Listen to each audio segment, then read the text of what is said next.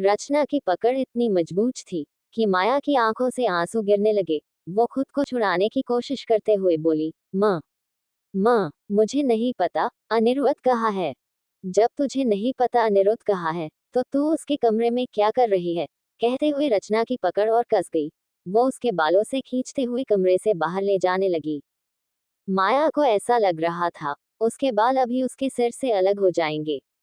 वो खुद को छुड़ाने की नाकामयाब कोशिश कर रही थी। रचना ने माया को कमरे से बाहर धकेल दिया और हंसने हुए बोली, अनिरुद्ध की जिंदगी से जाने का मैंने तुझे एक मौका दिया था, लेकिन तू नहीं गई। अब आगे जो तेरे साथ होगा, वो तूने सपने में भी नहीं सोचा होगा। ये जाओ इससे, और इसकी अच्छी से खातिरदारी करो, आखिरकार इसे भी तो पता चले कि उसने किससे से पंगा लिया है। उसकी बात सुन माया ने अपने आसपास देखा, तो वहां 7 से 8 हटे काटे अमेरिकन आदमी उसे चमकती हुई आंखों से देख रहे थे। उन्हें देख माया बहुत घबरा गई और विनती करते हुए रचना से बोली, प्लीज ऐसा मत करो। मैं तुमसे प्रॉमिस करती हूँ कि मैं अनिरुद्ध की लाइफ से बहुत दूर चली जाऊंगी, प्लीज मेरे साथ ऐसा मत करो। इस पर रचना ने कहा, देख क्या रहे हो, ले जाओ।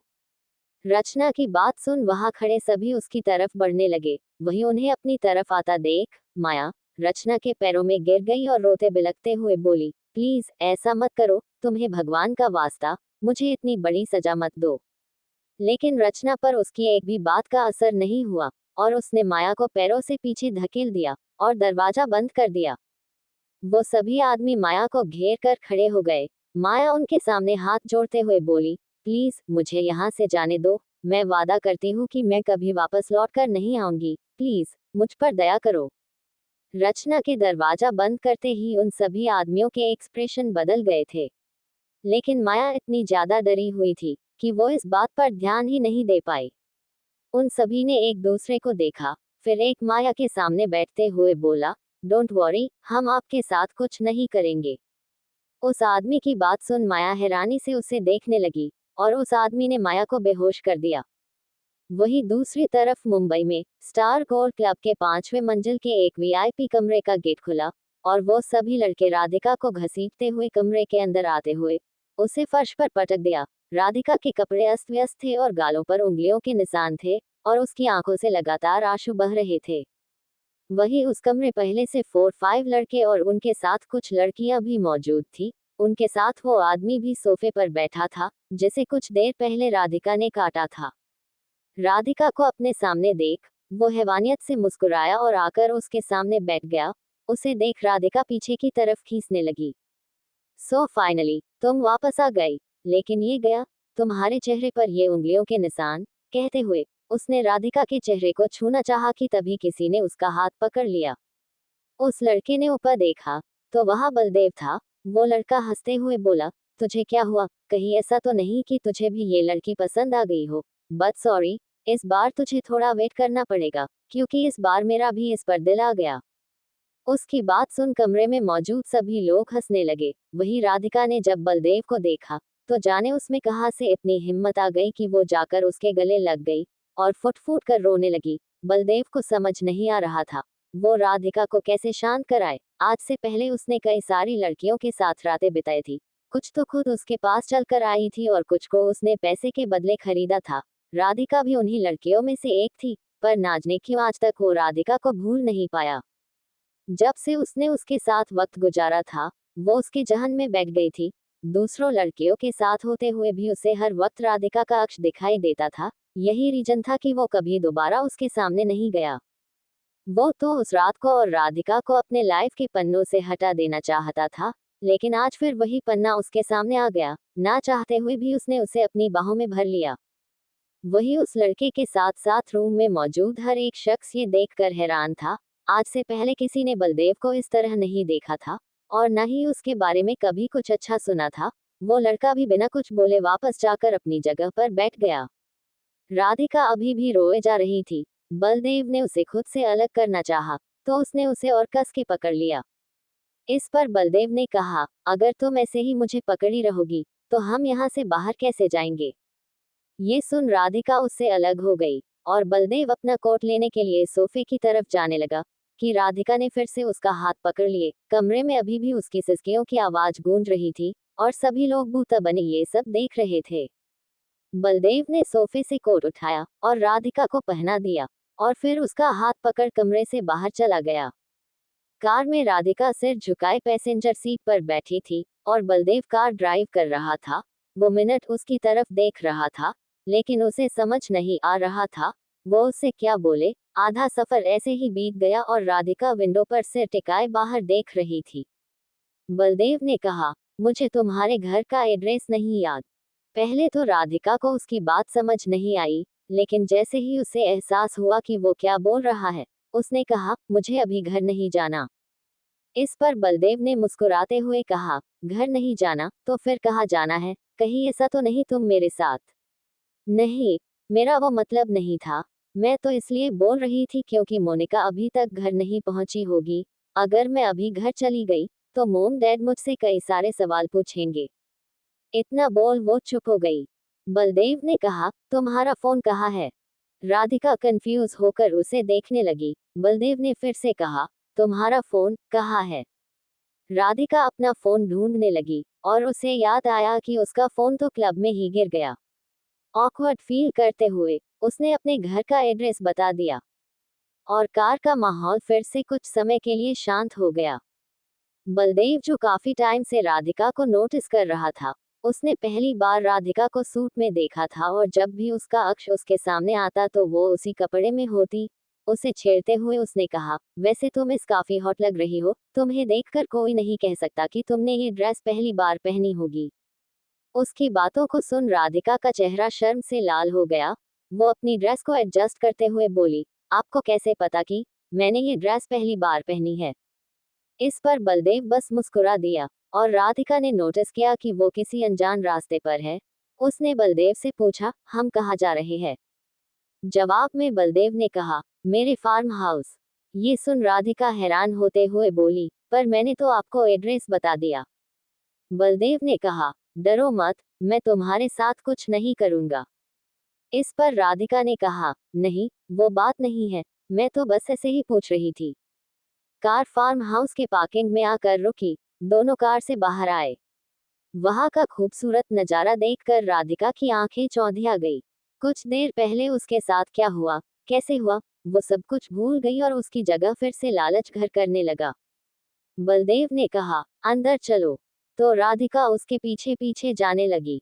बलदेव के सेक्रेटरी कम बॉडीगार्ड हेमंत ने जब राधिका को वहां देखा तो उसे बहुत अजीब लगा। वो खुद से बोला, ये तो वही लड़की लग रही है जिसके बाप ने बॉस से पैसे लिए थे, लेकिन बॉस उसे यहाँ क्यों लेकर आए हैं? आज से पहले तो बॉस कभी किसी लड़की को अपनी प्राइवेट प्लेस पर नहीं लाए, फिर इसे क्यों? फार्म हाउस के विला के मेन गेट पर खड़ा खुद से सवाल कर रहा था कि बलदेव उसे आवाज लगाते हुए बोला, इसे गेस्ट रूम दिखा दो और टीना से बोलो सुबह तक इसके जरूरत का सारा सामान कमरे में रखवा दे। इतना बोल बलदेव राधिका की तरफ मुड़ा और बोला, तुम्हें कुछ भी चाहिए हो तो हेमंत को बोल देना। इस पर राधिका ने हाँ में सिर हिलाया और बलदेव उसे गुड नाइट विश करके अपने कमरे में चला गया। वही हेमंत बलदेव का बदला बर्ताव देखकर हैरान था।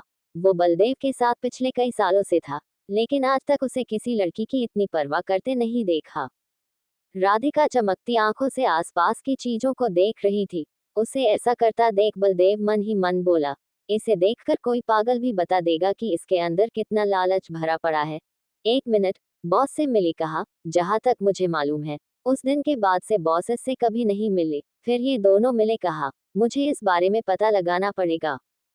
खुद से कह उसने राधिका से कहा, मिस चलिए मैं आपको आपका रूम दिखा देता हूँ। राधिका ने हाँ में सिर हिलाया और उसके साथ जाने लगी।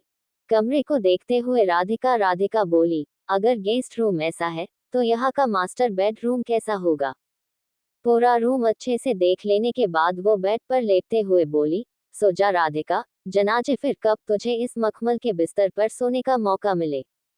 दूसरी तरफ अमेरिका में दोपहर का समय हो रहा था। एक बिल्डिंग की 22 इमारत के एक कमरे में अनिरुद्ध हाथ में गन लिए सोफे पर बैठा था और उसके बगल में उसका आदमी शंकर खड़ा था। उसके सामने समीर, जिससे माया रात में बात किया करती थी, फर्श पर घुटने के बल बैठा था। उसे कहीं चोट तो नहीं लगी थी, लेकिन उसके हाथ बंधे थे और उसके मुंह पर कपड़ा बंधा हुआ था, लेकिन वो मुस्कुराहट करते हुए कुछ बोलना चाह रहा था। ये देख शंकर ने समीर के मुंह से पट्टी हटा दी और समीर जोर जोर से सांसें लेते हुए बोला, कौन हो तुम लोग और मुझे यहाँ किडनैप करके क्यों रखा है?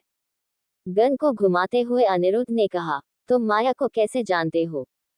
ये सुन समीर कुछ देर के लिए चुप हो गया, फिर संकोच करते हुए पूछा, क्या तुम ही अनिरुद्ध सिंघानिया हो? समीर की कॉलर पकड़ते हुए शंकर गुस्से में बोला, पहले जो पूछा गया है उसका जवाब दे। शंकर, अनिरुद्ध ने कहा। तो शंकर समीर से दूर हट गया। आगे की तरफ झुकाते हुए अनिरुद्ध बोला, हाँ मैं ही अनिरुद्ध सिंघानिया हूँ। ये सुन समीर खिलखिलाकर हंसने लगा और ताना मारते हुए बोला, तो तुम ही हो द ग्रेट अनिरुद्ध सिंघानिया, जिसने प्यार तो किया लेकिन उसे निभा ना सका, निभाना तो दूर अपने प्यार की रक्षा तक नहीं कर सका और न ही उसे सम्मान दे सका, अगर दिया तो सिर्फ तकलीफ और एक ऐसा रिश्ता जिसका नाम लेना भी हमारे कल्चर में श्राप माना जाता है। समीर की बातों में अनिरुद्ध के लिए गुस्सा साफ नजर आ रहा था। समीर की बातें सुनकर गुस्से में शंकर उसकी तरफ बढ़ा था कि अनिरुद्ध ने उसे रोक लिया और फिर से अपना सवाल दोहराया, तुम माया को कैसे जानते हो? शंकर ने समीर के बारे में पता लगाने की कोशिश की थी, लेकिन एक दिन उसके बारे में पता लगाना नामुमकिन सा जान पड़ रहा था, इसलिए उसने समीर को ही किडनैप कर लिया। वही अनिरुद्ध का फिर से वही सवाल सुन वो उसे गौर से देखते हुए समझने की कोशिश करने लगा। उसने राधिका से सुना था कि अनिरुद्ध उससे बेहद प्यार करता था और उससे शादी करना चाहता था। फिर ऐसा क्या हुआ जो उसने दूसरी लड़की से शादी कर ली?